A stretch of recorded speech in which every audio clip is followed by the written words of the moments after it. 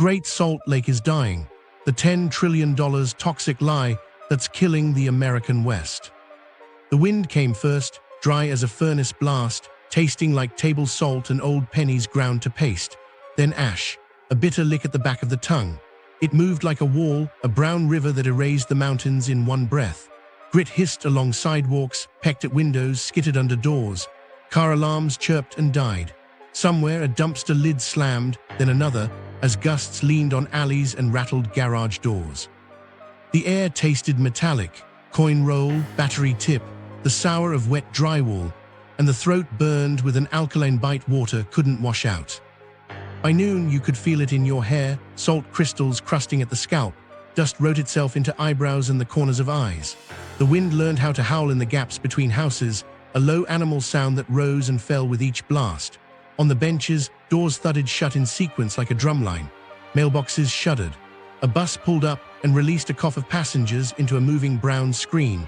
People tucked chins, blinked hard, and walked by memory more than sight. The taste shifted again, char, like a burned match blown out too late. Inside the pediatric ER, monitors sped up as if they could outpace the weather.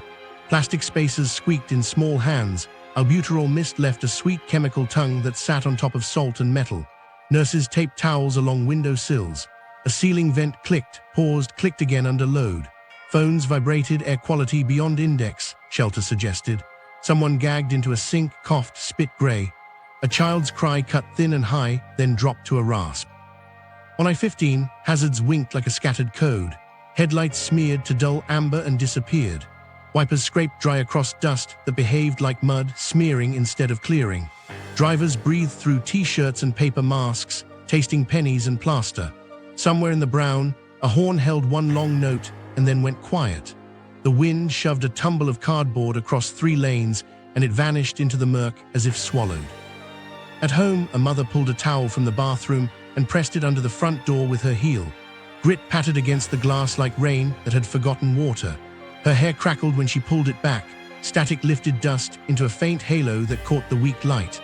She could smell metal and laundry soap and something like wet concrete. Her son's breath whistled on the inhale, a shallow reed note she could feel in her own chest. She cupped his face, her palms came away salty. The boy's eyes were bright with tears that strung as soon as they formed. The purifier in the corner shifted from hum to howl, ramping until the picture frames on the wall trembled. "Mask on," she said, voice frayed. "Hold it tight, baby. Little breaths. Little," he nodded, scared, and the rubber tugged at his ear as his chest fluttered. She counted with him. 1, 2, 3. The room had a taste now, tin and bleach, and she could feel the grit between her back teeth when she swallowed. The phone chimed again. School, indoor recess. County, avoid exertion. Her fingers shook on the lock as she closed the last window a fraction tighter. In the hallway mirror, she looked dusted in flour. The towel at the door bloomed a faint tan stripe. In the distance, a siren dopplered and disappeared into the howl. She thought of last spring, of 2 a.m., of a car ride through brown air with hazard lights blinking and the ER's blue doors opening like a lighthouse. On paper, nothing was wrong. Precipitation within range, plans in place, a manageable event. But the storm wasn't an accident, it was arithmetic in the wind. Here's where it gets interesting. The lie wasn't drought. It was math, policy math that guaranteed the lake would fail. Someone wrote those numbers decades ago, signed them and kept signing. This isn't a weather story, it's a ledger come due. Keep reading, we're going to name who profited, who looked away, and how long they have left. What's really killing the lake? To understand why the lake is dying, we need to go back to the ledgers, not the rainfall charts, the water rights books. For years, leaders pointed at parched hillsides and called it drought. But the Great Salt Lake didn't collapse because clouds forgot their job. It collapsed because we promised away more water than the basin could ever reliably give, then spent the next century pretending the math would hold. Here's the timeline nobody wanted on the record. If inflows don't change materially, we have roughly 5 years before critical salinity bans lock hard in the South Arm and the brine shrimp economy spends multiple seasons below viability. 10 years of status quo pushes dust exposure and infrastructure reliability past tolerances that force permanent management. The point of no return isn't a date on a calendar. It's the first 3-year stretch that sits below target elevation without enforceable inflow gains. Start with the allocation. Western water law rewarded speed and volume, first in line, first in right, use it or lose it. That worked when the baseline was a wet-era fantasy, when tree rings and long records were ignored in favor of the handful of flush decades that made the Colorado and the Wasatch look endless. Paper water multiplied, real water didn't. Municipal taps, agricultural canals, industrial intakes, every straw went in, and every year the lake's bank account ran a deeper deficit. Zoom out and the pattern gets starker. In 1922, the Colorado River Compact carved up flows based on an unusually wet period, locking in allocations that exceeded the river's long-term average. The legal ledger assumed more water than nature delivers. The actual mean flow has trailed what was promised on paper, and the gap cascades across the lower basin, Arizona, California, Nevada, and to downstream treaty and ecological users. The result is a basin-wide collapse. 79% of Colorado River water goes to agriculture, and roughly 70% of that irrigates alfalfa and hay. Nearly a quarter of the river's deliveries to agricultural districts arrive effectively free or heavily subsidized. That upstream overallocation doesn't stay in the canyons. It echoes into Utah's tributaries and accounting habits, tightening the vice on the Great Salt Lake. Less water makes it past intervening rights, canals, and crops. More of what does arrive is already spoken for. When basin managers warn the system is 50 feet away from collapse, they're talking about storage and headroom on the mainstem, but the same arithmetic is already pinching the terminal end of our watershed. The lake is the end user of a failed system. Here's the gap. Inflows that once kept the lake's levels resilient were parceled out upstream. Agriculture took the lion's share, alfalfa and pasture soaking up snowmelt on lands built to expect cheap water. Cities grew fast and outward, subsidizing lawns and widening pipes.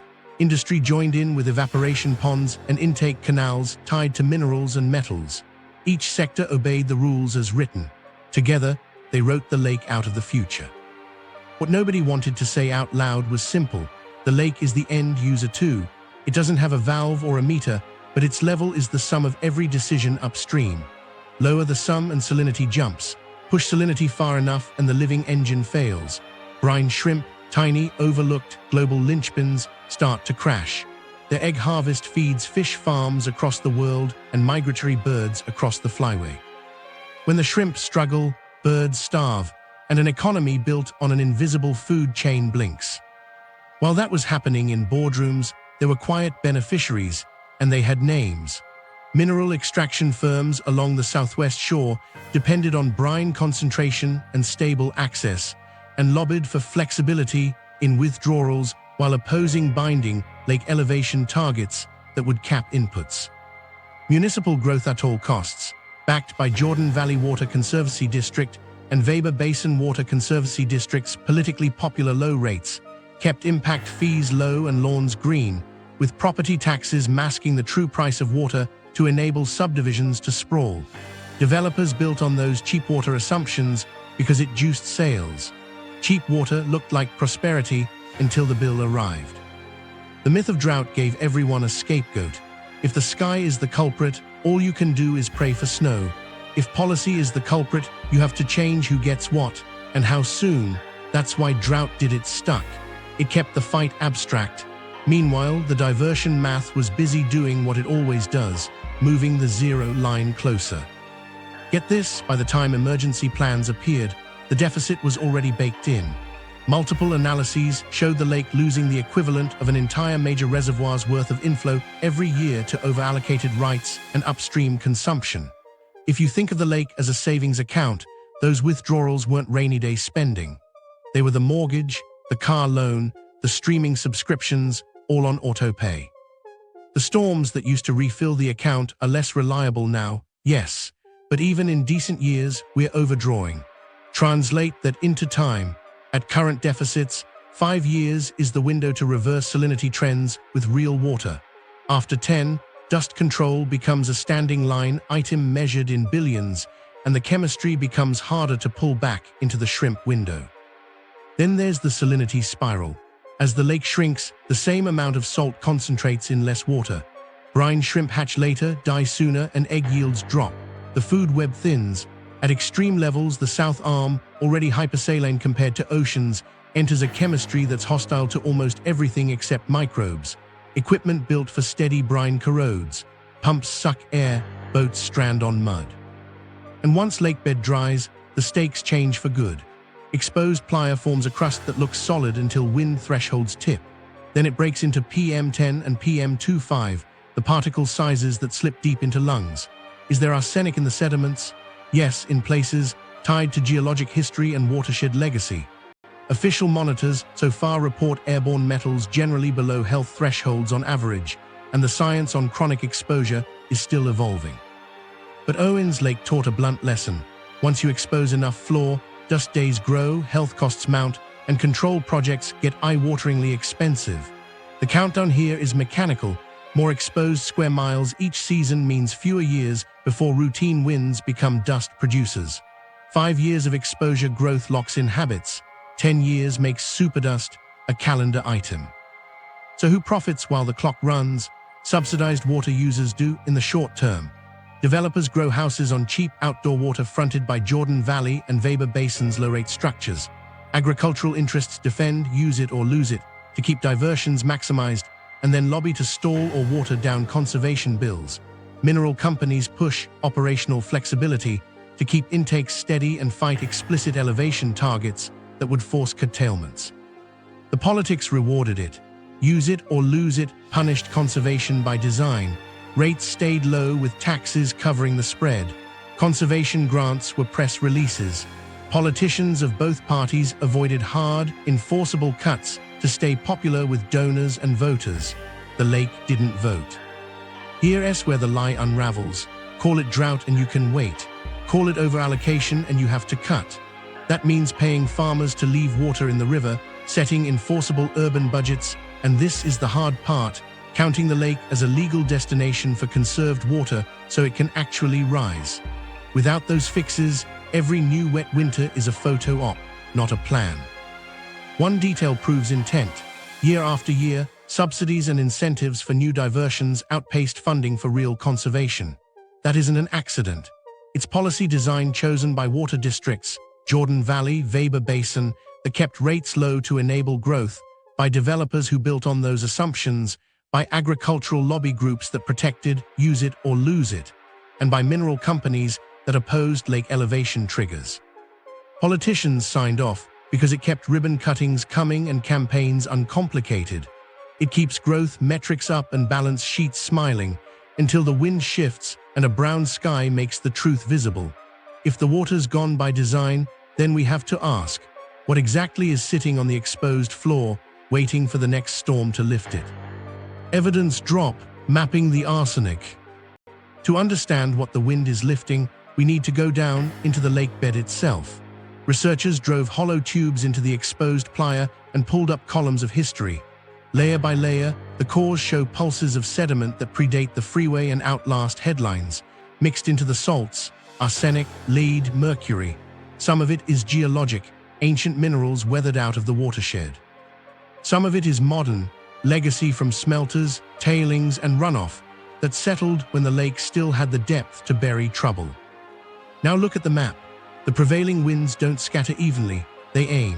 Afternoon westerlies and storm-driven gusts funnel along the lake's long fetch, then kink along canyons and the bowl of the Wasatch Front.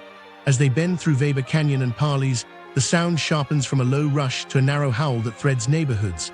Fence slats singing, power lines thrumming, porch flags snapping in a hard, papery flap. That arc, Ogden to Provo, holds most of Utah's people.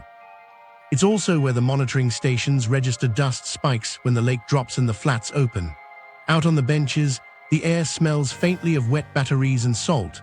Jackets pick up a briny tang, hair dries to a stiff edge, and shirts wear a dried sweat note even when you haven't moved. Not every spike is toxic, but the pathway is there, and it points right at living rooms, schools, hospitals. Meanwhile, something else is happening in the mountains.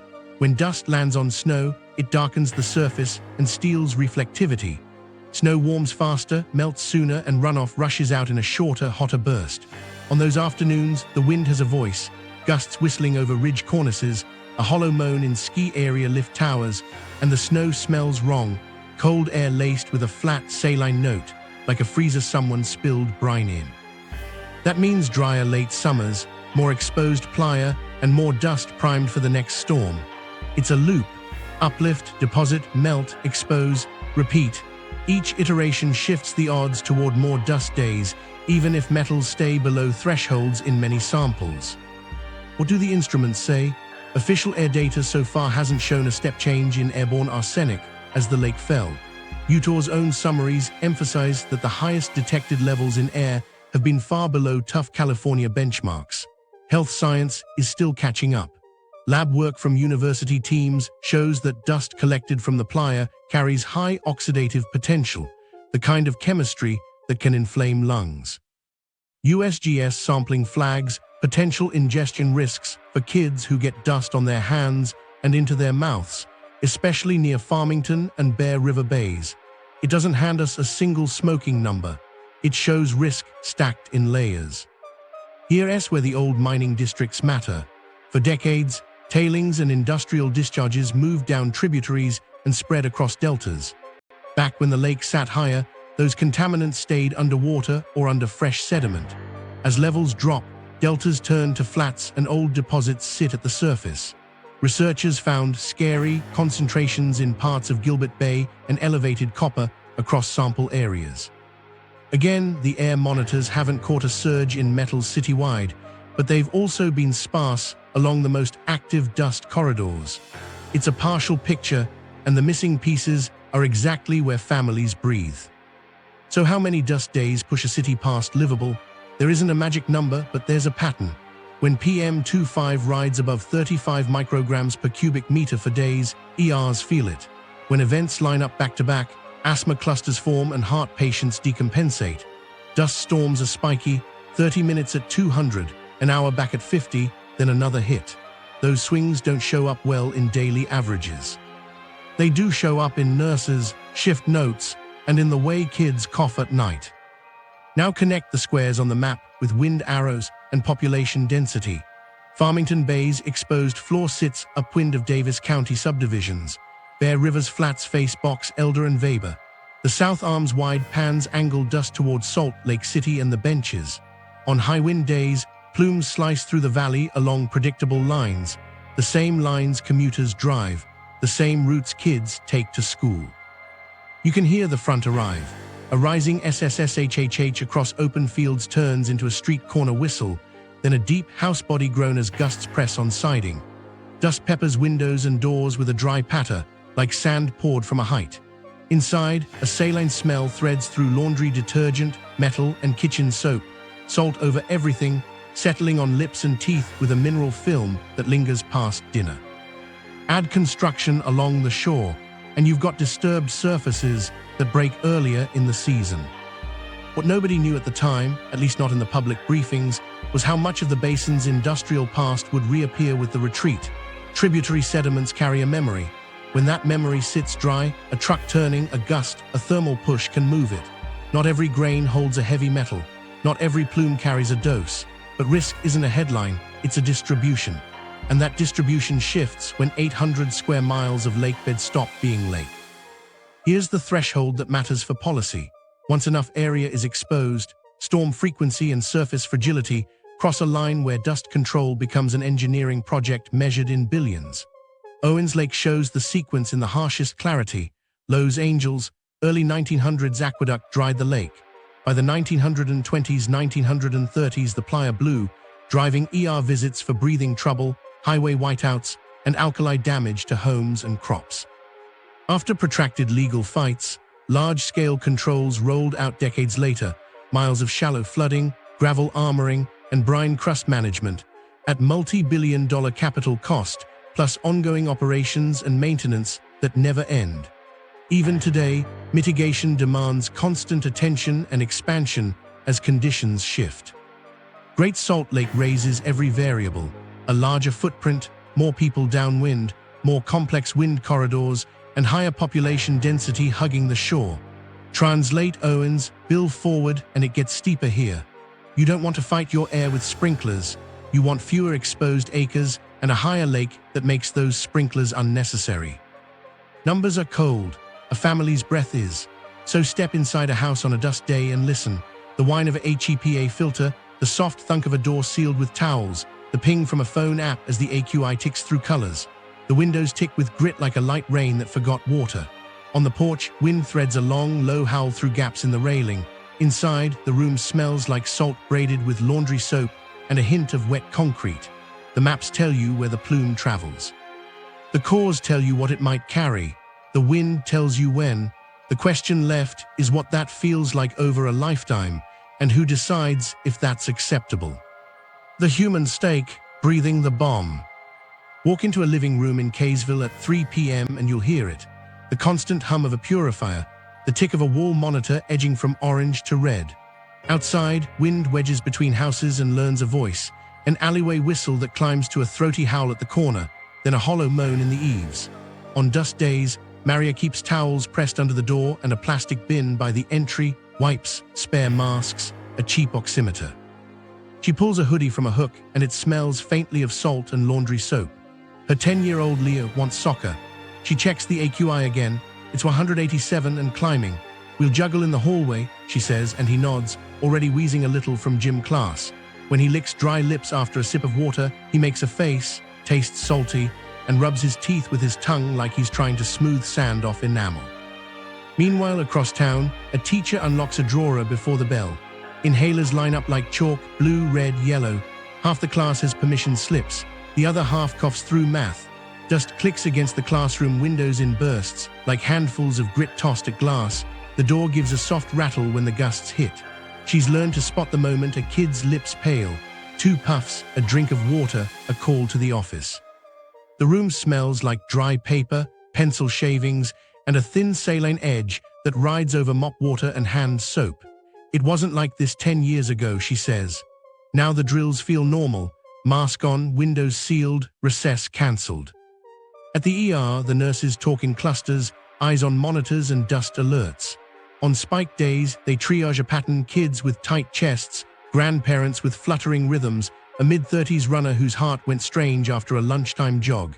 The intake board fills with the same notes: chest pain, shortness of breath, dizziness. It's not wildfire, a nurse mutters. Wrong smell, wrong weight. The automatic doors sigh and bring in the Valley's mix: chlorine from the mop bucket, antiseptic, and the metallic salt tang of outside air. They've started stocking extra nebulizers for late afternoons, when winds pick up and the waiting room swells. At home, parents try to calculate the trade. Keep kids inside and you risk their sanity. Send them out and you risk their lungs. Filtration helps until the filter clogs and the fan's pitch climbs to a strained whine. Masks help until the straps fray and a 9-year-old forgets on the playground. The school emails recommend limiting outdoor exertion. That's not childhood, Maria thinks, but she also remembers last spring, when Leah woke at 2 a.m. gasping and they drove through brown air to crowded ER. She can still taste that night, the coin metal in her mouth, grit on molars that toothbrushing didn't clear, the house smelling like salt layered over wet concrete after she taped the vents. She started saying it out loud, like a mantra or a dare. 5 years, maybe, before this is normal forever, unless they move water. Here's where the longer fear sneaks in. Dust isn't just a bad day, it's time stacked in bodies. Parents swap links late at night, studies on prenatal exposure, on cognitive impacts from chronic particulate load, on metals that can cross the placenta. Utah officials say airborne arsenic levels have stayed below tough thresholds so far, and that's important. But the human brain translates thresholds into faces. A mother, 8 months pregnant, tapes her vents and wonders if the baby's first breath will be a gamble. She wakes to the wind's long hallway howl and walks the rooms, touching window latches, smelling a faint saline note on blankets and curtains, the odor riding above detergent and dusting spray. Meanwhile, a high school track coach redraws workouts. Intervals move to the hallway, long runs become circuits in the gym. He knows which kids are on controllers, who carries a spacer, whose dad lost a job because headaches wouldn't quit. The team group chat pings when the dust shows up early, practice cancelled, hydrate, stay inside. In the field house, gusts drum the roll-up doors, thup, thup with each blast, and a salty metallic smell sneaks in even with the seals taped. A senior jokes she'll list AQI management on college apps. Everyone laughs and then looks at the window. Coach says we've got 5 years to fix this or track moves indoors for good. One kid mutters, half a joke, half a clock. From the hospital side, doctors walk a line. They can tell families what helps, filters, timing errands for cleaner hours, medication adherence. But they know the limits. You can't filter a playground. You can't HEPA a commute on I-15 when a plume rolls off Farmington Bay. You can't mask a city's way out of a seasonal wind machine. It feels like telling people to bring umbrellas into a hurricane. On those drives, the salt hangs in the cabin air. You taste it when you lick your teeth, a flat, alkaline film that clings past dinner. And then there's the quiet burden, money. Good purifiers aren't cheap. Replacement filters cost more than a week's groceries. High-efficiency HVAC upgrades take a contractor and a line of credit. Maria's neighbor runs 2 units in the living room and 1 in each bedroom. On gusty afternoons, dust ticks against the sliding glass door like dry sleet. Her power bill says what her lungs already know: survival costs. A toddler naps as grit taps the window. Down the block, a screen door chatters in the gusts, and the porch smells like damp cement braided with salt. A nurse clocks out at dawn after a night of albuterol and worry. A teacher locks her inhaler drawer and prays for rain. The science will catch up with numbers and curves, but families already live the slope, one dust day at a time. The winds howl in the canyon, the brine on jackets, the mineral taste that won't wash away. Those are the metrics that matter at home. To understand how we got trapped in this calculus, we need to go back to the paperwork that set the terms of their breath. The origin story: paper water versus real water. To see how families ended up sealing doors with towels, we have to open a file cabinet. The mistake wasn't a single signature. It was a system built on paper water, rights inked in a wet century and defended like property, even when the snowpack shrank. On paper, there was enough for farms, for cities, for industry, for everything. In reality, there wasn't enough for the lake. Start with the early compacts and state decrees. They carved up rivers by priority, first to divert, first to claim. The rules sounded practical: use it or lose it. In practice, it punished restraint and rewarded maximum draw. If you saved water, you risked seeing your right diminished. So canals stretched, pumps hummed, and fields were planted to prove need year after year. Conservation became a legal liability. Meanwhile, the baseline was wrong. Planners leaned on stream gauges from unusually wet decades and ignored longer records that showed how fickle the West really is. The normal flow wasn't normal at all. It was an anomaly, but that anomaly set the yardstick for development. Subdivisions expanded on the assumption that lawns and park strips were a birthright. Industries negotiated intakes that assumed steady inflow, and the biggest legal template for this era came from the Colorado River. The 1922 compact split the river using wet-era numbers. The actual average has run lower than what was allocated, and the shortfall ripples through the lower basin states, Arizona, California, Nevada, into treaty obligations and river ecosystems. The basin's water goes mostly to fields, about 79% to agriculture, with roughly 70% of that growing alfalfa and hay. Nearly 25% of deliveries to agricultural districts are effectively free or heavily subsidized. That pricing and priority structure drove planting decisions and expansion upstream, leaving less slack in the system for terminal lakes like ours.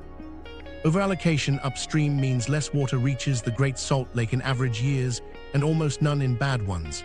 When managers say the system is 50 feet away from collapse, they're talking about the mainstem storage margin. Here, the symptom is a shoreline marching outward and a dust machine learning new paths. The Great Salt Lake isn't an isolated failure. It's the end user in a regional ledger that was wrong from the start. Industry on the edge: brine, shrimp, lithium, magnesium. From the outside, the lake's economy looked resilient, 3 pillars holding steady in the wind. Inside each pillar, the cracks were already running. Start with the quiet workhorses: brine shrimpers easing out at dawn, nets ready for a species that doesn't make headlines but feeds the world.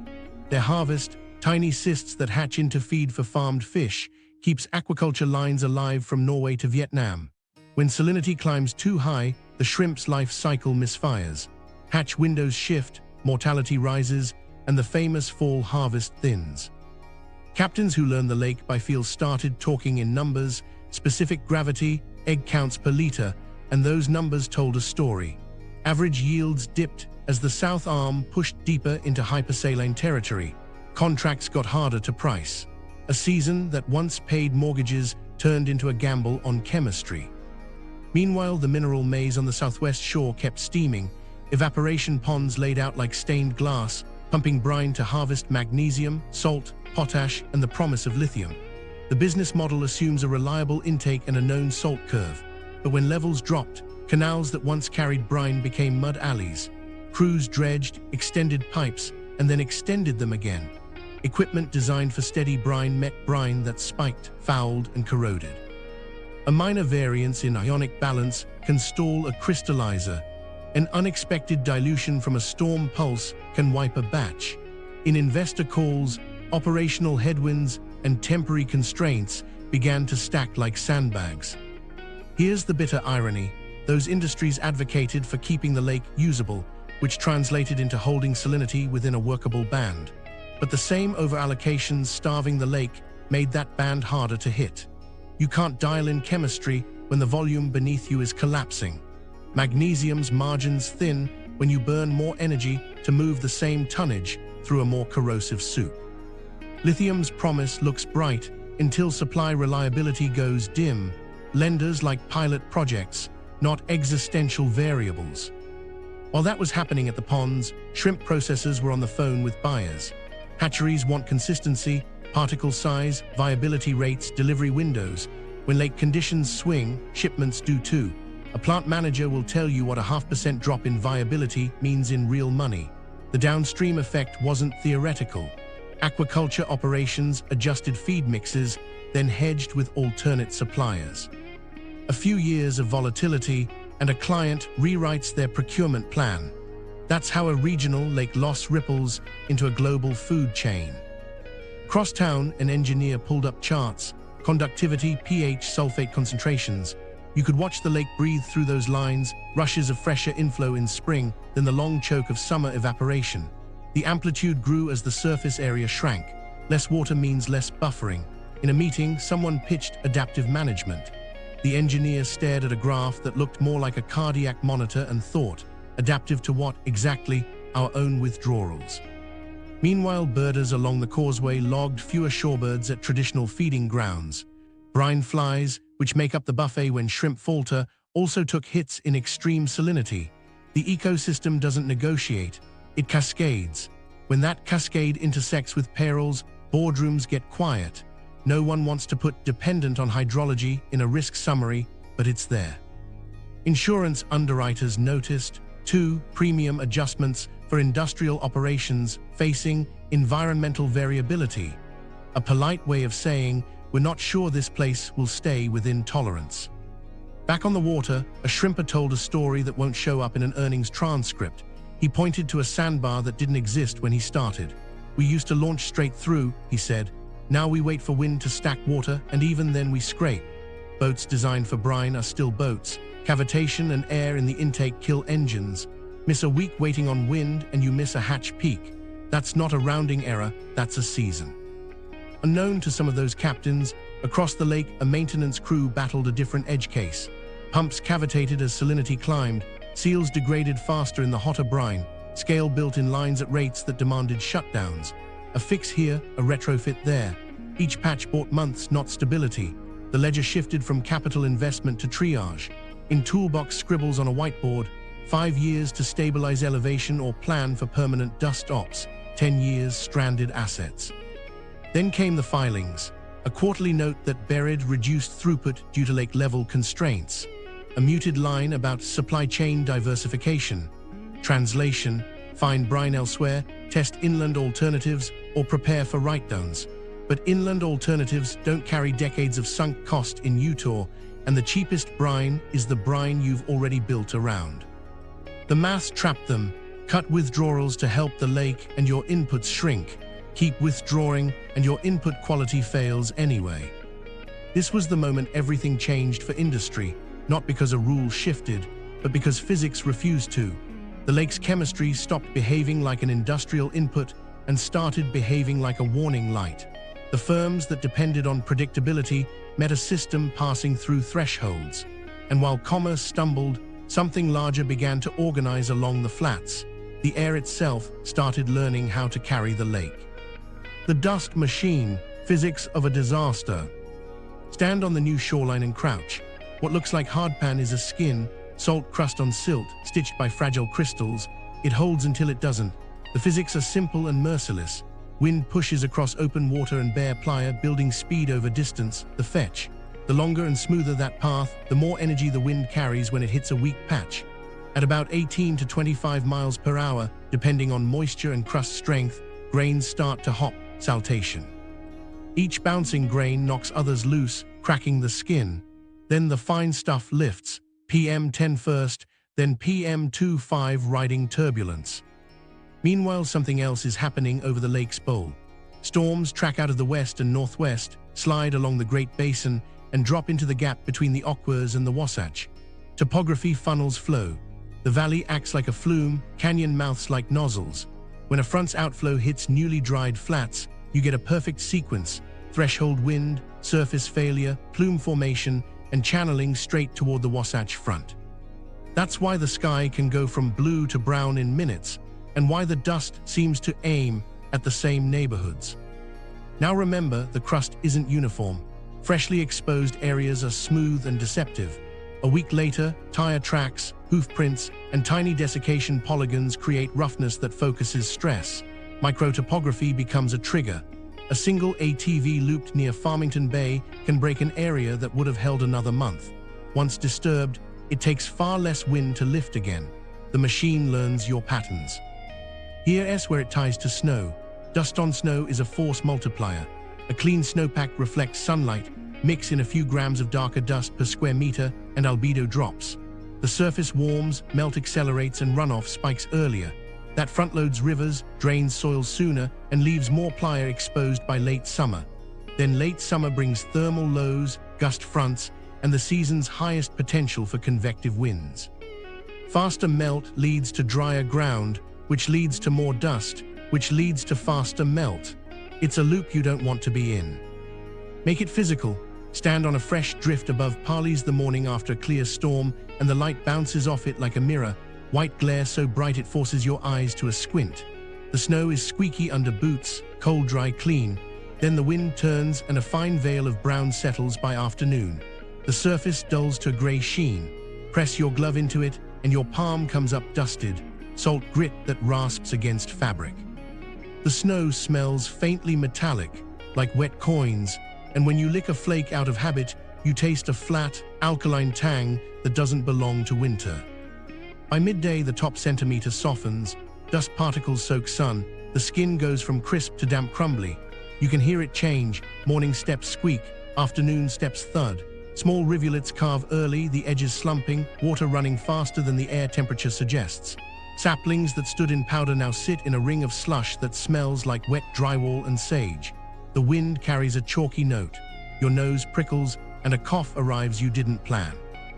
That heat doesn't stay on the mountain. Melt slips out weeks early, rushing through culverts in a burst that misses the slow-release rhythm the valley learned to live on.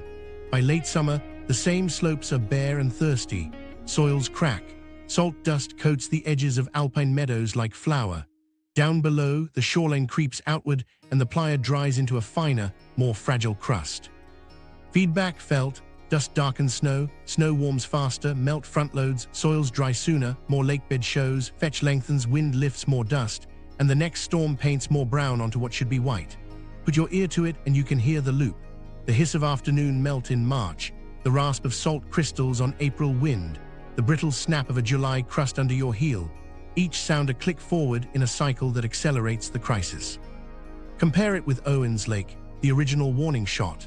In the early 1900s, Los Angeles completed the first Owens Valley Aqueduct, 1913, and systematically diverted the Owens River. By the 1920s, 1930s, Owens Lake, once roughly 100 square miles, had largely desiccated, and the exposed bed began emitting dust.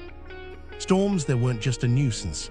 They drove PM spikes that triggered respiratory illness, choked visibility on US 395, coated homes and schools in alkali, and damaged property with abrasive salt-laden grit.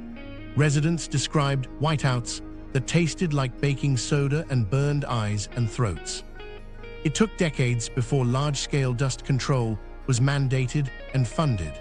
After years of litigation and regulatory pressure, Los Angeles was ordered to control emissive areas. In the 2000s and 2010s, the Los Angeles Department of Water and Power built one of the world's largest air quality mitigation projects. The tools were blunt by necessity and expensive by design. Shallow flooding across vast polygons, gravel and coarse surface armoring, and engineered brine crust management to bind fines. The bill landed in the billions of dollars for construction and continues as a perpetual operating cost. Electricity, pumps, valves, maintenance crews, because dust control only works while you keep paying and keep the systems running. Even after all that, Owens is not solved. Controls reduce emissions, but compliance requires constant monitoring and expansion as surfaces shift and age. Now scale that lesson to the Wasatch Front. Great Salt Lake's footprint is larger, its downwind population far bigger, its wind patterns more complex, and its urban edge denser. You can't wall off an entire meteorology. You can only shift thresholds, raise moisture in priority zones, armor hotspots, and keep fetch broken, and the price tag grows with every exposed square mile and every neighborhood that sits in the plume path. What nobody knew, standing on the shore 20 years ago, was how quickly the balance could tip. Each foot of lake drop doesn't just expose a strip, it rearranges energy. Shorter water fetch means less wave chop to build natural salt crusts. Longer land fetch means more wind energy delivered to dust fields. The system moves from damp to resonant, small inputs producing large outputs. A routine gradient wind becomes a dust producer. An outflow boundary becomes a superdust event. Here's the moment everything changes for daily life, when event frequency and duration cross human tolerance. It's not one apocalyptic storm, it's the fourth medium plume in 10 days, the winter inversion spiked by a surprise dust burst, the soccer season cancelled twice in a month. If PM25 punches over 100 micrograms per cubic meter for an hour and then drops, your 24-hour average can still look legal. Lungs don't integrate averages, they remember peaks. Unknown to commuters on I-15, across the flats, a chain reaction unfolds. Saltation kicks off at the upwind edge, heavier particles roll and grind, breaking clods into fines. Turbulence lofts the smallest particles high enough to clear the shoreline levees. Canyon winds accelerate through gaps, Baber Canyon, Parley's point of the mountain, injecting plumes into the commute like syringes. Meanwhile, anabatic afternoon flows along the benches pull dust upslope, wrapping neighborhoods in layers. That's why some days, the valley floor looks clearer than the foothills. The machine uses topography to stack its load. Moisture is the only instant break. A half-inch of rain bonds the crust for days, but rain in the heat season evaporates fast, and salinity complicates it. Evaporated brine recrystallizes as delicate needles that shatter sooner under stress. Engineered crusting tries to mimic the natural cement, but has to fight the same cycles: wet, dry, crack, lift. Now the hardest truth. Even if metals in the airborne mix often test below thresholds, the particles themselves carry harm, salts and silicates with sharp edges, endotoxins and organics from disturbed microbial mats, reactive surfaces that spark inflammation. Laboratory work shows higher oxidative potential from playa dust compared to many urban sources. That's the lung-level physics, surfaces, sizes, and chemistry that turn breath into a reaction. Watch a plume on radar and you'll see it as a ghostly wedge. Watch it on the ground and you'll feel grit on teeth, a metallic taste from salts, a sting in eyes that isn't smoke. The machine doesn't care what you call it. It runs on fetch, wind, fragility, and exposure. Break any link and you slow it. Leave them aligned and it scales. Everything was about to change when weather norms met engineered scarcity. With more floor exposed and more people downwind, each season trained the dust pathways deeper. If you want to price this, you can. But first, you have to admit you've built a machine and taught it to run. Counting to 10 trillion, the bill arrives. If you want to understand the cost, start with the body. Chronic particulate exposure pushes hearts and lungs harder, earlier, and more often. Epidemiologists translate that into life years: more ER visits, more hospitalizations, more missed days of school and work, more premature deaths spread across decades. Even if metals in the air often test below strict thresholds, the dust's fine particles still inflame airways and strain cardiovascular systems. Actuaries can put a number on that: mortality risk, morbidity burdens, caregiver time, the long tail of chronic disease. Multiply by a metro the size of the Wasatch Front, and the curve climbs. While that's happening in clinics, something quieter happens in neighborhoods: the slow repricing of place. Real estate breathes on confidence. A few bad seasons and buyers widen their search rings. A few news cycles and lenders mark certain zip codes watch. Insurance carriers read the same risk memos, then adjust: higher premiums for respiratory claims, riders for dust damage, vague language about environmental events. A seller cuts, a buyer hesitates, an appraiser notes market conditions, and equity sinks a little into the floor. Municipal finance follows. Cities borrow on expectations: stable tax bases, growing assessments, predictable sales taxes from weekend soccer tournaments and clean air Saturdays at parks. Dust days steal weekends, close fields cancel events. Sales tax softens. Bond markets watch the trend and whisper the word outlook. A notch down in credit costs millions over time. Another notch forces service cuts that make families think about leaving, which deepens the hole the city is trying to climb out of. Meanwhile, the highway goes brown. Logistics relies on predictability: open interstates, on-time warehouses, drivers willing to run routes without a mask stash and headache tablets in the glove box. When visibility drops and dust surges, trucks pull off, deliveries miss slots, and migraines spread through dispatch. Agriculture feels it in another register: dust on blossoms, reduced photosynthesis on hazy weeks, workers sent home early because the air inside the packing shed tastes like metal. A harvest lost to dust isn't a headline. It's an invoice stacked with others labeled drought, heat, and fuel. Now walk back to industry on the lake. Mineral operations run on throughput and chemistry. As the lake misbehaves, margins thin and outages multiply. You can measure the cost in retrofits, corrosion replacements, dredging campaigns to chase retreating brine. You can also measure it in write-downs, as projects extend timelines or shrink ambition. When pilot lithium operations hesitate because feedstock reliability looks shaky, the clean energy supply chain line in a prospectus starts to wobble. Replacing those supplies means importing from farther away, with higher carbon, higher cost, and higher risk. Add the intangibles that turn out to be very tangible: public health campaigns, school HVAC upgrades, sealed window retrofits for public housing, employer sick day spikes during dust seasons. Every Purif abort is money not spent elsewhere. Every parent who declines a job transfer to the valley because of air alerts is a recruitment cost. Hospitals add staff for surge days. Counties add mobile clinics. State agencies stand up monitoring that should have existed years ago. Those costs don't headline, they drain quietly. Here's where the tally gets brutal and clear. The 10 trillion is not an annual number. It's a cumulative, multi-decade bill that stacks across sectors as the lake shrinks and dust seasons harden into habit.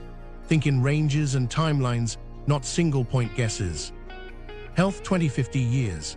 Hospitalizations for cardiopulmonary disease, medications, ER surges, chronic care, lost workdays, and the statistical value of premature mortality. Scaled to a multi-million population over recurring dust seasons, the cumulative burden plausibly lands in the mid-hundreds of billions to over $1 trillion as exposure compounds and cohorts age. Real estate repricing, 20-40 years. Metro-wide value erosion from repeated dust alerts, shifting buyer preferences, and lender caution. A sustained 5–15% haircut across large submarkets over cycles pushes losses into the hundreds of billions. Municipal finance, 20–40 years. Higher borrowing costs from outlook downgrades, delayed capital projects, park and facility closures, and emergency air quality retrofits for schools and public buildings.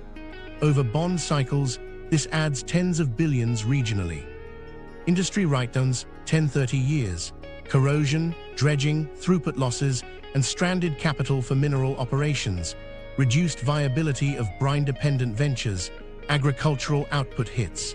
Cumulative write-downs and foregone output plausibly reach into the low hundreds of billions. Supply chain disruption, 10-30 years.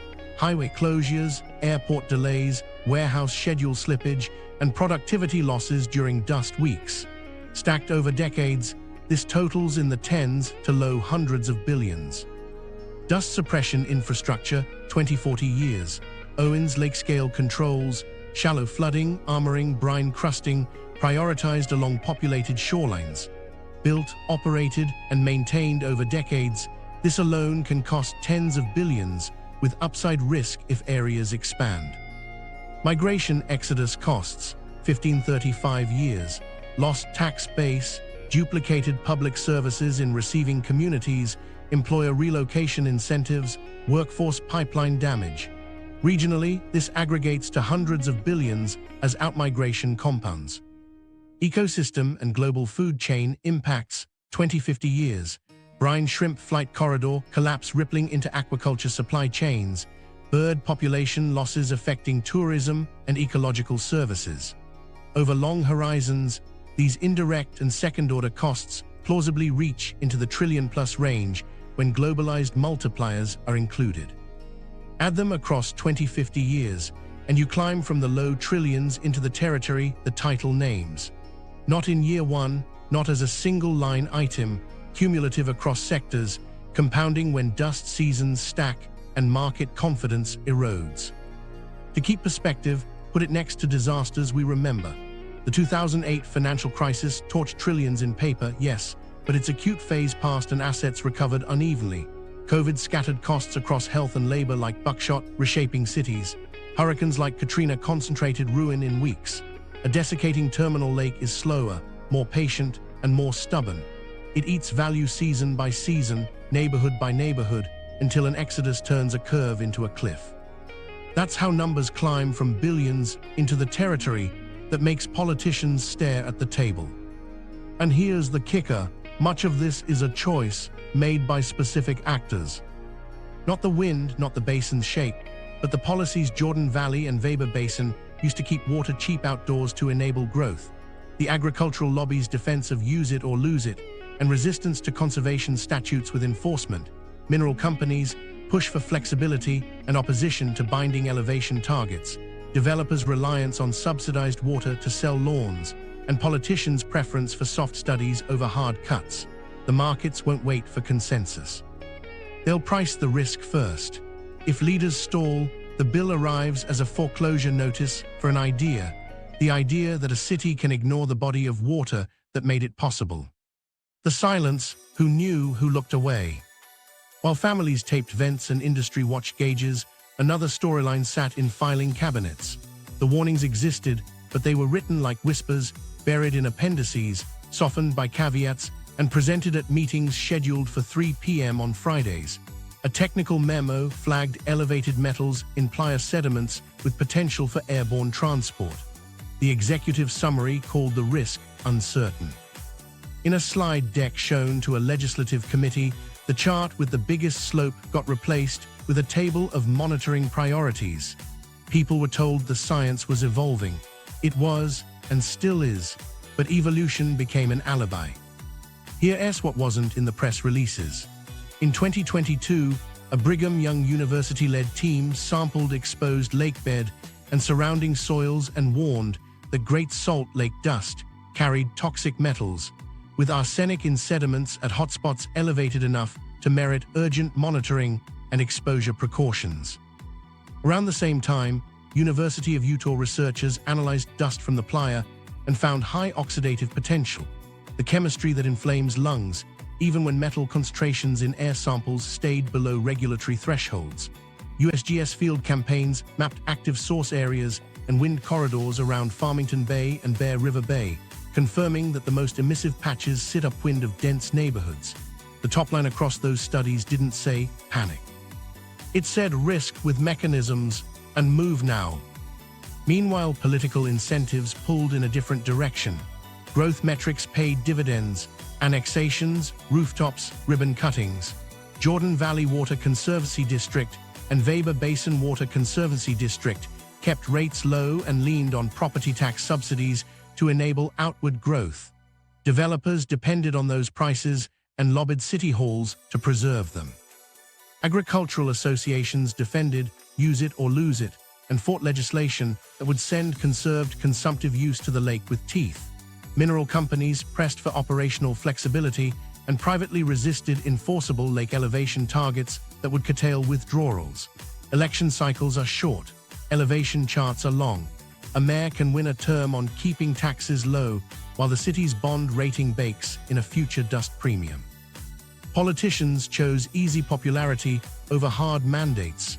No one campaigns on counting the lake because the lake doesn't vote and can't host a fundraiser. Unknown to most voters, lobbyists learned the script years ago. Water rights absolutism framed every change as a takings threat. Agricultural lobby groups recited use it or lose it like scripture, even as its logic pushed waste and blocked statutes that would protect conserved consumptive use to the lake. Conservation theater filled hearing rooms. Xeriscape demos, rebate pilots too small to matter, glossy pamphlets about doing your part, while the biggest users stayed exempt. When a bill appeared to let conserved agricultural water legally reach the lake, a substitute bill arrived after pressure from farm organizations and municipal water providers, with language that made the path optional, slow, and administratively tangled. Mineral operators and their trade groups signaled support for collaboration, while pushing back on binding elevation targets that would trigger intake cuts. Developers associations testified against rate reforms and landscaping codes that would dent sales. Everyone agreed on balance. The balance favored withdrawals.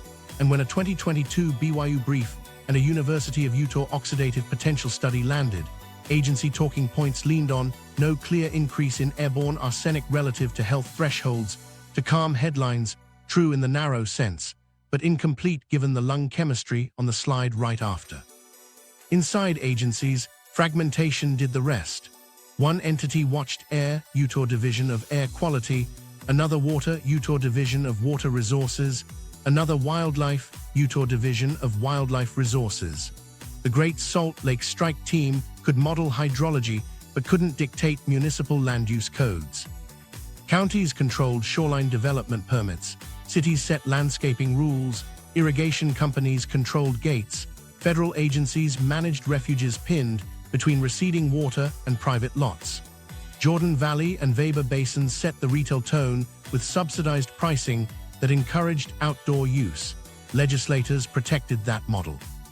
Each office had a slice of responsibility, but no one held the power or accepted the political risk to say the simple sentence, raise the lake to this elevation by this date with this water. The buried paper trail is real. A 2019 technical memo circulated among state staff flagged serious adverse effects below 4,192 feet and recommended tying emergency conservation triggers to that band. Legislators saw a softened version. In late 2021, before the lake hit its modern low, an internal summary of USGS and university data highlighted rapid exposure of high-emission playa near Farmington Bay schools and recommended additional monitors. The procurement got trimmed after pushback over optics and cost. In November 2022, when South Arm salinity spiked to roughly 185 GL, past the ~180 GL window where brine shrimp reproduction collapses, briefings emphasized the winter's forecast instead of the threshold that had just been crossed. Utah's own dashboards now show the lake at 4,191.8 feet in January 2025, narrowly below the serious adverse effects band, yet the clearest message to the public remains conditions improving, not we are still under the line. Politicians preferred headlines they could stand behind at ribbon cuttings. Water districts didn't volunteer rate hikes. Industry lobbyists warned against overreacting. Those weren't accidents, they were choices. Media cycles didn't help. Wildfire smoke painted the sky orange and demanded coverage. Dust rolled in gray and left quietly. Reporters pitched arsenic stories and got pushed back with no increase detected and below thresholds from officials who weren't wrong, but weren't telling the whole risk. editors hedged. Stories framed the crisis as complex, which is another way to say nobody is at fault. Complexity is true, it can also be a shield. Then there were the internal emails. Staff scientists wrote about pressures to narrow conclusions. A draft that used the phrase, likely health risk amplifiers, returned with potential concerns requiring further study. Budgets favored new diversions over leak repairs. Funding requests for dust monitors near hot spots got trimmed to keep numbers tidy. When one analyst mapped wind corridors over new subdivisions, a supervisor suggested waiting for more comprehensive data. Comprehensive takes time, dust takes wind. Here's where it gets uncomfortable. Some people knew the lake's decline wasn't just drought years ago.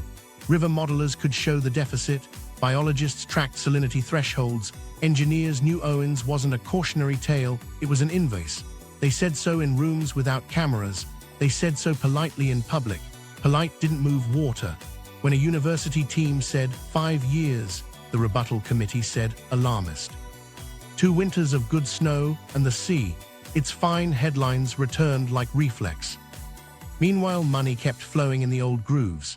Property tax-funded water agencies, Jordan Valley Water Conservancy District, Weber Basin Water Conservancy District, and others kept rates low with subsidies while approving growth that assumed outdoor irrigation as default. Impact fees stayed modest to lure development. Developers pushed for those decisions and built subdivisions that only penciled with underpriced water. Agricultural programs rewarded acreage and application rates, not verified consumptive use cuts shepherded to the lake, and their lobbyists fought to keep it that way. Mineral royalties didn't earmark a meaningful share for lake elevation, and companies resisted binding elevation triggers that would throttle intakes. The lake remained a byproduct, valuable for birds, scenic on weekends, worth a tourism brochure, never treated as the infrastructure it actually is. There's another silence worth naming. Tribes with senior rights and living memory watched decisions move around them. Their warnings carried history and law, but the table was set by others. When leadership is measured in quarters and 2-year cycles, memory becomes inconvenient. So the silence lingered, press releases in spring, budget trims in fall, pilot projects marked promising, and a dust season that returned on schedule. What nobody knew at the time, because systems hide their failures until they don't, was how quickly denial flips to clarity. A single season with 3 back-to-back plumes that shut schools and delayed flights can do more to shift public will than a decade of reports. But clarity arrived late because people in charge preferred not to be seen making hard cuts. If you call the crisis manageable, you can manage it into a disaster. This wasn't a conspiracy. It was a collection of incentives and identifiable choices. Politicians avoided pain to stay popular. Jordan Valley and Weber Basin kept rates low to enable growth. Developers built tracks that only worked with cheap outdoor water. Agricultural associations protected use it or lose it and blocked conservation with teeth. Mineral companies defended inputs and lobbied against enforceable elevation targets. Media chased flames, homeowners watered because the bill didn't hurt, farmers kept diversions because the law rewarded it. No villain cackled. The system performed as designed, and that's the quietest part of the silence. When harm comes from normal operations, alarms sound muffled. In the aftermath of every dust day, statements appeared. We are monitoring, we are studying, we're collaborating. Monitoring without mandates is a weather report. Studying without timelines is a delay. Collaboration without power is a meeting. The lake kept dropping while the verbs stayed soft. The few who demanded numbers, target elevation, inflow volumes, enforceable cuts were labeled extreme. The extreme thing was pretending time would stretch. So who looked away? Almost everyone when it was convenient. Who knew? Enough people soon enough to change course if they'd been backed. That gap between knowledge and action is where the lake dried. Systems failure created villains, mostly ordinary, mostly polite, who kept the system failing. The alternatives they ignored. If you strip the excuses away, a path sat on the table the whole time. It started with water that already exists, managed inflows, not miracle pipelines. Buy and dry was the scare phrase, conjuring ghost towns and dead farms. The real fix was compensated conservation markets, pay irrigators to reduce consumptive use, verify the savings with meters and crop models, and legally shepherd that conserved water to the lake, not for a season, for contracts that span decades. The pilot versions were tiny and PR-friendly. The scaled version would have moved hundreds of thousands of acre-feet on a clock, with prices that made sense to families staring at thin margins. Meanwhile, the toolbox in farm country wasn't empty. Deficit irrigation on deep-rooted crops, precise scheduling with soil moisture sensors, canal lining where seep wasn't returning to streams, low-pressure pivots tuned to crop stage, and switching acreage from thirsty alfalfa cut in peak heat to cool season or higher-value rotations with market support. None of that works if the law punishes saved water. With the right legal tweak, protecting conserved consumptive use and designating the lake as a legitimate destination, modernization stops being a risk and starts being a paycheck. Urban demand cuts were the shortest distance between rhetoric and results. Landscaping codes with teeth, no turf in narrow strips, native plant palettes by default, irrigation audits required at sale, paired with tiered pricing that bites when sprinklers run at noon. Property tax subsidies in water bills hid the true cost. Unhide it, and suddenly a park strip of buffalo grass looks better than a second mortgage. Add real leak detection at district scale, fix the old mains, and shave a quiet chunk off losses no one sees. The message was take shorter showers. It was stop dumping drinking water on decorative grass. Industry had levers too. The mineral sector could have banked a portion of intake as an insurance fund tied to lake elevation. Call it a brine stability fee that funded inflow purchases when thresholds loomed. Urban developers could have paid into a mitigation bank. Each new subdivision triggers a mandatory water offset purchase that moves wet water to the lake, not paper offsets in a binder. None of that required inventing hydrology. It required pricing reality. Pipeline fantasies floated above all this like a mirage. A slick rendering from the coast, a dotted line from the Columbia, a promise to tame geography. The numbers never penciled. Permitting timelines stretched beyond the lake's window, capital costs ballooned, the energy to lift and move that volume made the carbon math absurd. Cheaper now, impossible later, that was the test. Every dollar chasing a pipe to somewhere else was a dollar not paying a neighbor upstream to turn a gate half an inch. Case studies were there to adapt, not copy. Along the Rio Grande, irrigation districts built accounting frameworks to protect conserved water and move it through snarled law. In southern Nevada, lush strips vanished under aggressive turf removal with pricing that made saying yes easy. In California's San Joaquin, groundwater banking turned wet year surpluses into drought year withdrawals, guided by measurement, not vibes. None of those places is the Great Salt Lake, but the patterns hold: measure, mandate, pay, enforce. Here's the detail that proves intent more than any memo. The budget lines: subsidies for new diversions, tax breaks for subdivision water hookups, and public money for shiny projects outpaced conservation funding year after year. When a conservation bond finally passed, the rules spread it thin: pilot this, study that, demonstrate here, while the cumulative savings barely nudged the deficit. A single line authorizing the state to purchase senior rights at market rate and protect those flows to the lake, with clear authority and a deadline, would have mattered more than 1,000 lawn signs. Managed inflows aren't glamorous, but they move the needle. Create a standing emergency leasing program, pre-negotiated contracts with upstream irrigators, triggered by lake elevation bands, paid at transparent rates, monitored in real time. Fund it before the bond market smells smoke.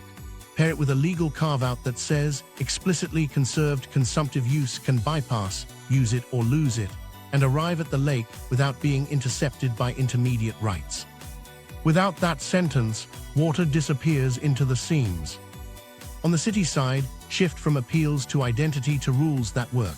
New builds hit a fixed gallons per capita per day budget, enforced through meter data with penalties that matter.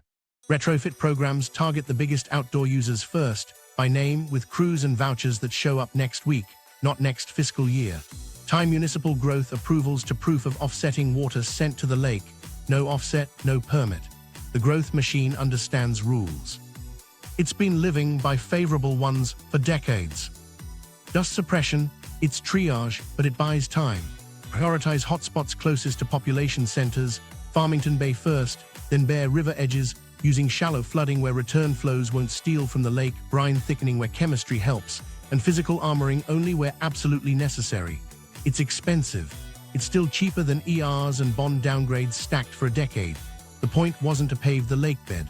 The point was to stop the worst plumes while inflows rise. All of this shared a premise that leaders avoided. The lake had to be named as infrastructure, not an amenity, not a habitat box to check, a target elevation with a date, backed by enforceable cuts and funded purchases. Instead, we got studies and sprints that jogged in place. The alternatives weren't science fiction. They were boring, mechanical, and available. The choice to ignore them wasn't ignorance, it was comfort. The point of no return, timelines and thresholds. Everything tightens around lines on a gauge. The lake doesn't fail all at once.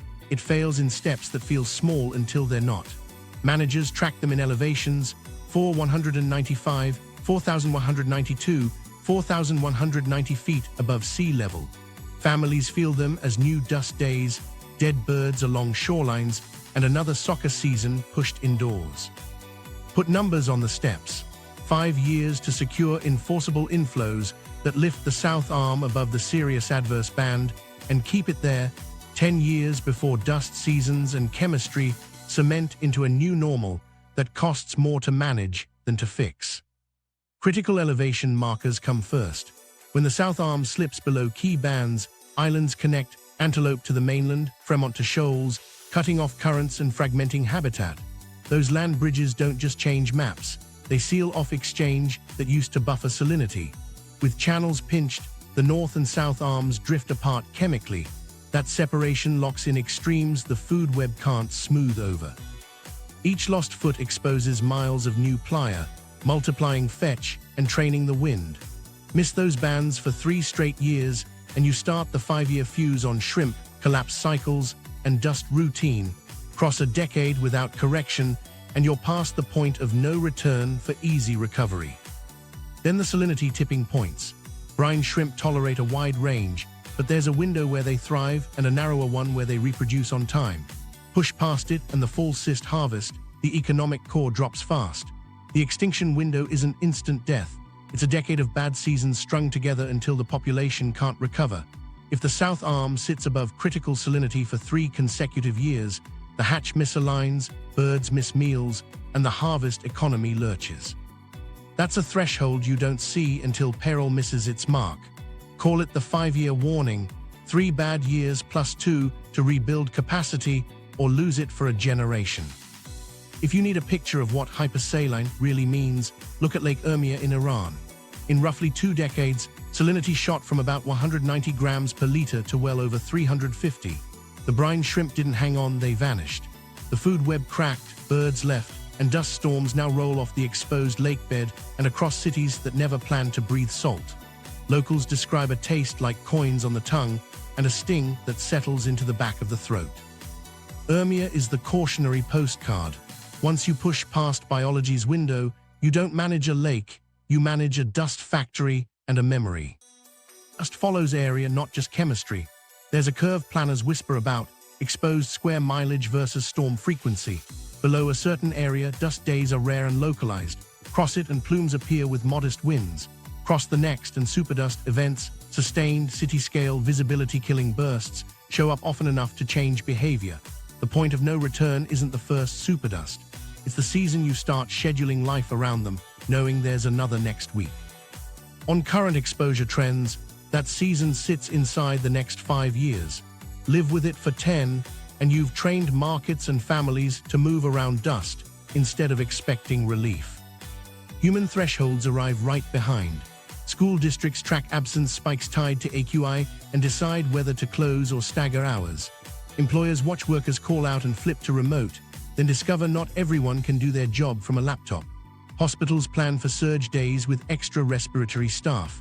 Shelter in place goes from wildfire advice to dust protocol, towels under doors, filters cranked, PE cancelled.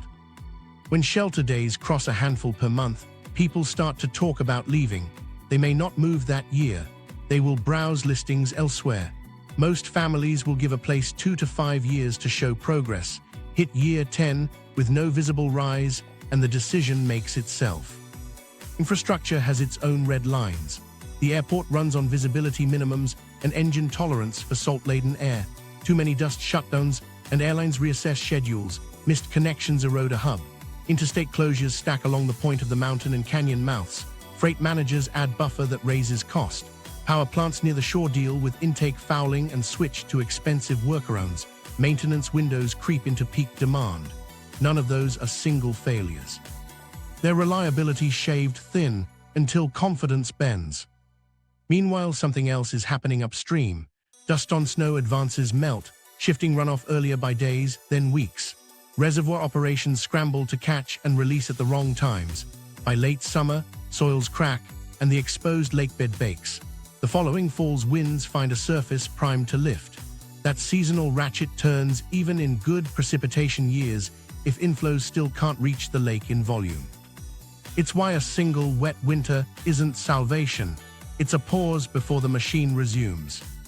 If you want dates, the only honest ones are ranges tied to action. Hold the lake above target elevation within 2 to 3 winters and the island bridges dissolve, mixing resumes, salinity falls into the shrimp window, and dust fetch shrinks. Miss that, and you drift into 5-year modes where food webs unravel and dust management turns permanent. Past a decade without sustained inflow correction, you don't restore, you manage a new system. Less life, more dust, higher bills, indefinitely. That's the point of no return made plain. 2 to 3 winters to bend the curve, 5 years to lock in recovery momentum, 10 years to lock in loss. Here's the quiet clock, public tolerance. Families endure a season or two of emergency measures. Year 3 with no visible lake rise and worsening dust, and patience cracks. Realtors adjust language, employers add air quality clauses, colleges see out-of-state applications dip. The outmigration trigger isn't a headline. It's the spring when 1,000 extra U-Hauls head north and no one's shocked. Before collapse, there's always denial, then sudden clarity. Denial sounds like we're studying while elevations slip. Clarity arrives the week 3 plumes shut the airport, schools close twice, and a playoff game moves indoors. Clarity isn't wisdom, it's pain-forcing choice. From that moment, timelines compress.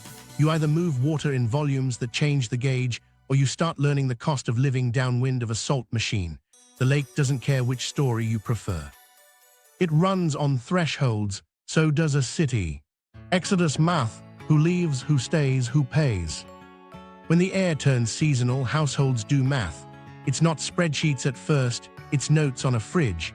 Doctor bills versus mortgage equity. Filter replacements versus after-school programs. The first movers are renters with portable lives, students, young families, workers in flexible fields. A bad spring tips them. They sublet, join friends in Boise or Denver, and leave a whisper in the market. Vacancies inch up, landlords offer free months, and property managers start advertising new HVAC upgrades, as if that solves breath. Owners move slower, equity anchors. A couple in West Bountiful runs the numbers. They owe $340, their place appraises at $430 on paper, a cushion.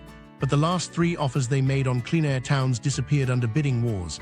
If they list and sit for weeks, that cushion shrinks. They hesitate and buy more filters. The exodus begins with people who can move without selling.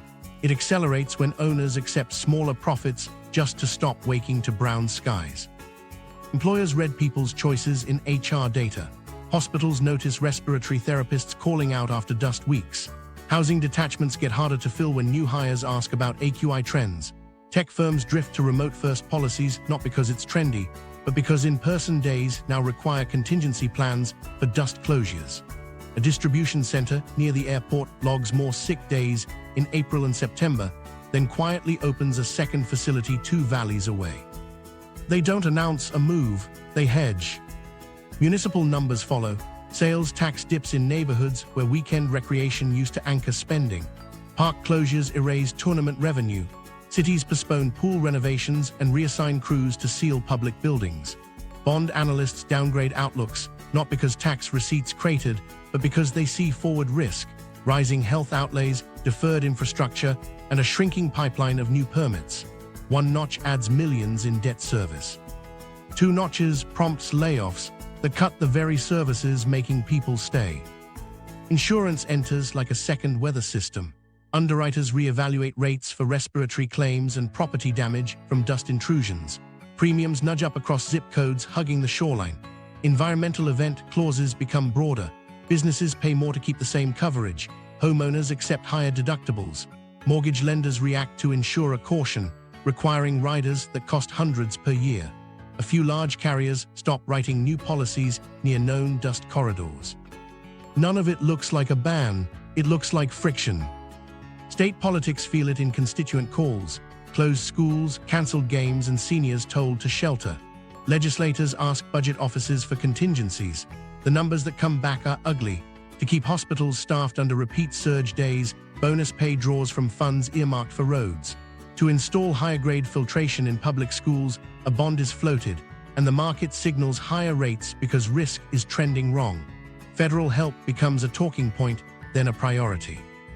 Other states push back. Precedent, fairness, and drought politics loom. Letters of intent don't move water. The quiet exodus shows up in ordinary data. U-Haul rates tilt outbound. School districts report mid-year withdrawals and smaller kindergarten cohorts. Apartment vacancy ticks up in pockets near Farmington Bay. Developers pause on phases 2 and 3, citing market conditions. They know what that means. So do county treasurers watching delinquent property taxes in dust-prone blocks climb, not to crisis, but to discomfort. For the people who stay, staying isn't passive. A grandmother in Rose Park installs storm windows and tapes the gaps each spring. A small business owner buys industrial purifiers and offers N95s at the register. A soccer club rents indoor time and raises dues. Families drop out. None of them are villains for staying. None of them are wrong for leaving. The city begins to feel like a choice you have to defend. Who pays depends on whether leaders move water fast enough to bend the curve. If they don't, households pay first. Health, stress, lost opportunities. Employers pay next. Recruitment bonuses, relocation packages, duplicated facilities. Municipalities pay in higher borrowing costs and lower receipts. The state pays when talent pipelines thin and headline industries lose shine. Eventually, everyone pays more to make a worse version of the place function. There's a harder layer, intergenerational cost. Parents who stay shoulder risk so grandparents can age in place and kids can finish school. They trade years of clean air for roots. If the lake rises, that sacrifice reads as resilience. If it doesn't, it reads as a penalty paid for other people's delays. The moral tab isn't itemized, but it shows up in how people talk about their home. Here's the trigger no one advertises. Once a threshold number of households decide the air is part of their identity, not a season to endure, migration narratives flip. Friends stop saying, "It's not that bad." They start saying, "We'll visit after the wind season." Real estate agents stop pushing "look at the views" and start fielding questions about filtration credits. Employers add air quality stipend to offers. Those are the cultural tells of an exodus in progress. The math isn't destiny. People respond to proof. If the lake rises for 2 consecutive years because water actually arrives, not because snow did, families breathe the difference and rewrite their notes on the fridge. If it doesn't, they rewrite addresses. Who leaves, who stays, who pays, that's not a forecast. It's a budget with deadlines. Moving water, the only plans that matter. If you want to stop an exodus, you don't start with speeches, you start with acre feet on a timetable. The playbook fits on a single page. Lease upstream water now, make those savings legally real for the lake, keep snow on the mountains longer, smother the worst dust with triage, and front-load the money before markets punish delay. Emergency leasing first. You pre-negotiate deals with irrigators across the Bear, Weber, and Jordan basins. Not promises, contracts. Triggered by lake elevation bands, priced high enough to matter in a tight year and paid fast. You're not paying for paper rights. You're paying for reduced consumptive use you can measure, soil moisture sensors, evapotranspiration models, meter data on pivots. Turnouts drop, crops shift, and you shepherd those verified savings past intervening diversions to the lake. The question isn't whether farmers will say yes. They will, at prices that beat their next best option. The question is whether the state shows up with a checkbook before planting, not after harvest. Banking conserved water is the legal fix that turns goodwill into water at the shore. Today, use it or lose it still ghosts every decision. So write the sentence that breaks the spell. Conserved consumptive use dedicated to the Great Salt Lake retains its priority and cannot be intercepted. Pair it with a simple accounting framework, monthly ledgers by reach, open to audit, so middle users can't claim abandonment. The lake becomes a recognized place of use, with a priority date that rides with the donated or leased volume. This isn't theoretical. Other basins built these ledgers. Utah can, too, if it stops treating the lake as a weekend amenity and starts treating it like a reservoir with a missing wall. Snowpack retention buys seasons you can't lease. Forests above the basin leak or store snow depending on structure. Thinning overgrown stands where it makes hydrologic sense can raise snow accumulation. Clearing dense understory along key aspects reduces sublimation and extends shade. Pair that with meadow and wetland restoration that slows melt and releases it over weeks, not days. On the ground, that means beaver dam analogs in tributaries, check dams that spread water onto floodplains, and soil work that increases infiltration. You're not making new water. You're holding what falls long enough for gates to stay shut when the lake needs it. Meanwhile, you don't ignore the air. Dust suppression triage targets the closest, hottest sources first. Farmington Bay and the Bear River edges that aim at homes. Shallow flooding in polygons where you can recapture and return flows without robbing the lake. Brine thickening where natural salts can cement a durable crust. Vegetated strips only where salinity and soil allow. You learn from Owens, but don't copy it blindly. Every acre treated is a bill, so you pick with precision, upwind of schools, hospitals, high-density blocks. The metric isn't square miles treated, it's AQI hours avoided. None of this moves without money. Funding reality comes before drought does. You build a dedicated Great Salt Lake Trust capitalized at real scale, billions, not millions, fed by a mix of state surplus, mineral extraction surcharges indexed to lake elevation, and a temporary property tax increment along the Wasatch Front that sunsets when the lake hits target. You layer in federal dollars aimed at drought resilience and public health. Clean air is infrastructure, then shelter the fund from annual raids. The trust buys water, pays farmers, underwrites dust projects, and posts monthly dashboards the public can read. Pricing has to tell the truth. Outdoor water rates step steeply, tiered charges that make waste a luxury. Property tax subsidies embedded in water bills unwind on a schedule, replaced by direct credits for low-income households, so equity isn't an afterthought. Development pays for its breadth. Each new subdivision funds a certified offset that moves wet water to the lake in perpetuity. No offset, no permit. Builders will complain. They complained about seismic codes, too, until earthquakes reminded them why they exist. Industry isn't exempt. Mineral operators contribute to a brine stability fund that automatically purchases upstream water when salinity nears operational cliffs. Their own continuity depends on elevation. They can either pay on the front end or pay in write-downs. Airports, refineries, and data centers with large water footprints sign binding conservation agreements that bank savings to the lake and publish results. Voluntary pledges become procurement requirements for public contracts. If you want state business, show your water. Measurement makes it credible. You install continuous monitors on major diversions, publish flows in real time, and tie executive performance at water agencies to a single outcome, lake elevation. Targets are clear, reach X feet by Y date, hold it for Z months. Miss it and bonuses don't pay, hit it, and the public sees the gauge tick upward and dust days drop. Trust is built in increments of transparency. Here's the catch leaders avoid saying out loud: speed beats perfection. The first leasing season will be messy. A few contracts will underperform. A dust cell you armors will fail in a freak wind. You fix it in the next round and scale what works. The only unforgivable error is waiting for certainty while the machine learns another season of dust. You can feel the alternative in your chest. Or you can fund the plan, move the water, and watch the gauge rise for reasons you paid for, not whether you prayed for. Voices from the line: residents, tribes, workers.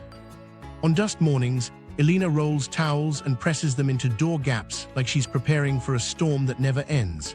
At 3 a.m., the purifier's low hum becomes a presence, the steady thrum under the house's bones, a faint whine when the filter ramps, then a bassy whoosh that vibrates the picture frames. She wakes with a dry tongue and the taste of old coins on her pillow, salt gritting the corners of her mouth. The filter indicator glows tired amber. She taps it with a fingernail and hears the membrane shiver, catching more than it can carry. Her phone chimes, AQI alert, then another from the school district. Outdoor activities cancelled again. The house smells like warmed plastic and faint chlorine from wipes. She lays out the routine, cereal, controller, inhaler, a quick check of peak flow that squeals a thin whistle as her daughter blows. Her shoulders ache from waking to check the purifier every hour. Exhaustion sits behind her eyes like sand. Her daughter's stuffed giraffe sits by the purifier, its mane fluttering in the white noise, ears quivering with each ramp-up. By noon, Elena's power app shows the spike. The living room is a filter farm, 2 units coughing softly like tired lungs. Across town, Darius, a nurse, clocks in for a day shift already half busy. The ER has its own weather. The antiseptic bite in the air, the sweet plastic smell of nebulizers warming up, an undertone of saline and anxiety. The board reads like last week, chest tightness, arrhythmia, dizziness. Monitors beep in overlapping rhythms, one slow metronome, one frantic, while a compressor hisses a steady exhale through a spacer. He keeps a stash of extra spacers in his pocket and a folded list of cleaner hour tips for patients, the paper soft at the creases from use. He kneels to eye level with a kid whose cheeks are mottled. The child's eyes are glassy, lashes salted with dust. The first albuterol mist smells like hospital plastic and medicated sweetness. The kid's shoulders unclench a fraction. "We'll get you breathing," he says, and means it. He feels the grit on his own molars when he swallows between rooms. A toddler coughs a dry bark that rattles like a hinge. Overhead, a code call crackles. He moves before the words finish. When the late afternoon winds pick up, the automatic doors sigh and bring in a faint metal tang. He texts his partner, "Mask up for school pickup. It's blowing." While that was happening in Rose Park, 30 miles to the north, the wind braided fine grit through cottonwoods along a tribal cemetery. Sarah, who serves on her nation's water committee, walks the line of stones and talks softly to no one in particular. Her grandfather trapped birds here when the water was higher, when the marsh hummed. She thinks about legal briefs and memory braided together. Senior writes older than the state carry stories. Those stories carry obligations. "We were told the lake was outside our business," she says, "but the birds don't read maps. The dust doesn't either." She carries a worn folder. Inside, clipped maps of ancestral routes that cross the basin like threads, notes from elders about springs that ran when the mountains held snow longer, a copy of a letter asserting rights that predate reservoirs. In meetings, she hears balance. She answers with remembrance. Then she asks the question no one likes. What does honoring look like when the air turns bad for the elders? The answer isn't a plaque. It's water moved on purpose in time. Unknown to Sarah, across the flats, Lewis, a brine shrimper, checks a hull scoured by last week's low-water scrape. He runs his palm along the gouge and feels fiberglass splinters catch like tiny teeth. When they launch, the keel kisses bottom with a hollow grind that travels up through his knees, a long, slow scrape that sounds like regret. He ties a line with hands that learn knots from his father and pretends not to notice the sandbar that grew another foot this month. The boat's draft is shallow, but the channel is shallower. He can feel the prop cavitate when the intake sucks air, engine note pitching high, then coughing as Brine returns. "We'll time the launch for the wind push," he tells his deckhand. The deckhand nods and glances at the sky. It's the same sky that once meant weather and now means margins. He loves this work, the low sun, the quiet hum, the glitter of brine that coats everything and dries into a tight sting in the cuts on his knuckles.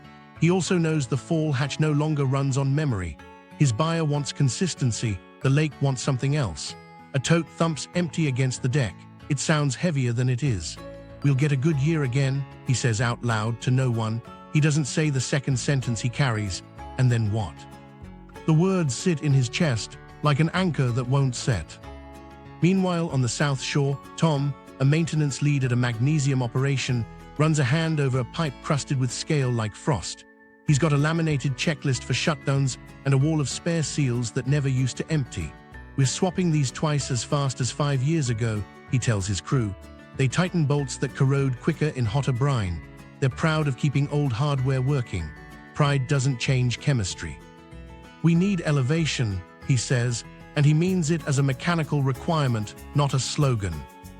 Unknown to Tom, on a bench above town, Angie, a teacher, snaps her inhaler drawer shut and walks to the parking lot with a carton of potted native grasses. The PTA gave out plants for yard conversions. All day, her classroom sounded like a winter ward, little coughs turning into bigger ones, a chorus of throat clears. During gym, sneakers squeaked on tile as masked kids shuffled through relay lines in a hallway that smelled like mop water and sanitizer. The masks made their voices papery. A boy's laugh collapsed into a cough that left his eyes wet. By third period, her own throat felt lined with chalk. A sip from her water bottle tasted faintly of plastic and salt. She's grateful and tired. Small things matter, she says, then pauses. They matter more when big things move.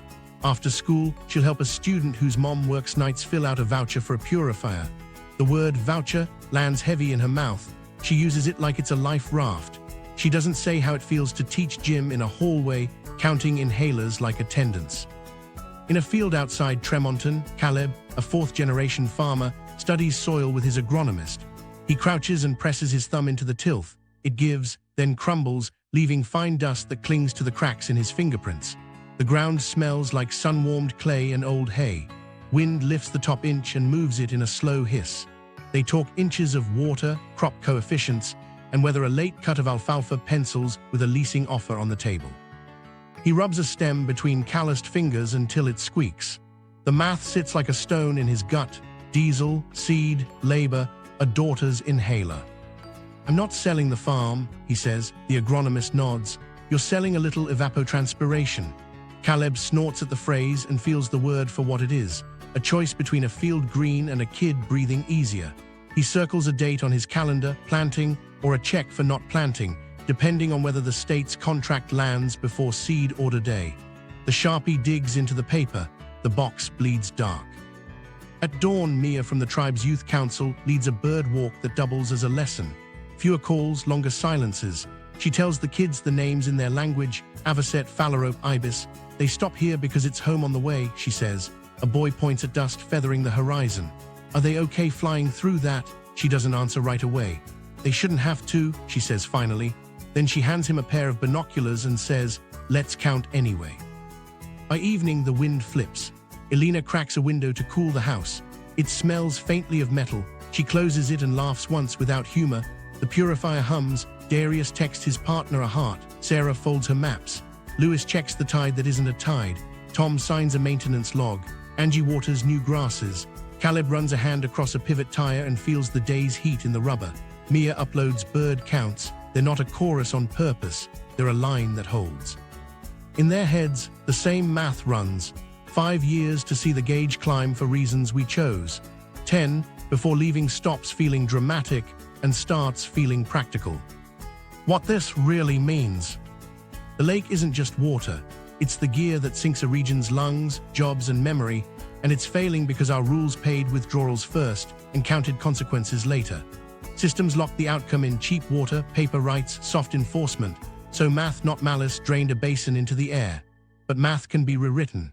Move water with binding contracts, protect conserved flows in law, triage dust, and fund it all before credit and health costs box the state in. The window isn't someday, it's now. 2 to 3 winters to prove lift, 5 years to lock recovery, 10 years before costs and chemistry harden into permanence. This isn't about saving scenery. It's about choosing whether breath is public or priced while there's still time on the clock. When air turns into an invoice, a city stops being a city and becomes an account you settle with your lungs. If you want the unvarnished story behind the lake's numbers, politics, and people, subscribe now. Watch next. The water compacts that built this trap, and the legal keys that can open it. Share this before the next dust day rewrites someone's plans.